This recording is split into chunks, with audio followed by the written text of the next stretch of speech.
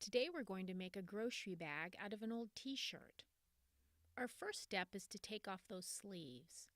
I'm going to feel around for that bottom seam. I'm going to catch that top and bottom seam and cut that off. I'm going to use my rotary cutter, but go ahead and use scissors if you'd like. This doesn't have to be perfect. That's one of the great things about it. We're going to go ahead and do that other sleeve too. The sleeves, taking the sleeves off, is going to be the beginning of our handles for our bag.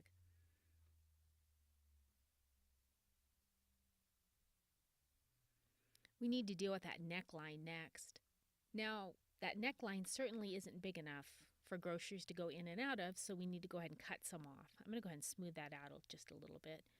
Now, if you have a bowl or something larger that you can just put around it, you can use it to cut out a bigger section. I'm just going to take the rotary cutter and just eye it. Again, doesn't have to be perfect. And just with those 3 cuts, we have our handles for our grocery bag already. Now we need to deal with the bottom.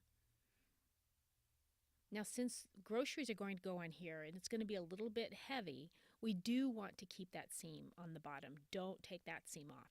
So we're not doing any cutting on the bottom. We're just stitching the bottom edges together so that we have that seam caught. It gives us a little more strength. Then we'll turn it inside out and we have a grocery bag.